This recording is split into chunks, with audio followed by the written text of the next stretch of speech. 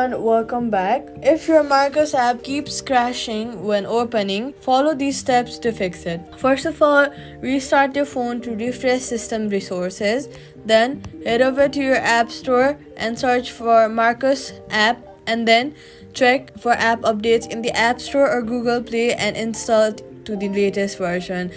Issues like app crashing happen because you are using the outdated version of the app. Updating it ensures you have all the latest files and bug fixes.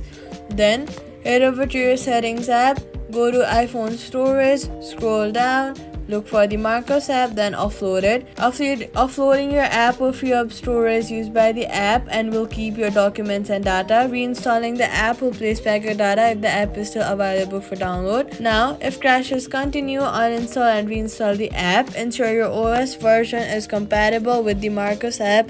These steps usually resolve startup crashes and make the app stable, and that's it. Subscribe for more quick fixes.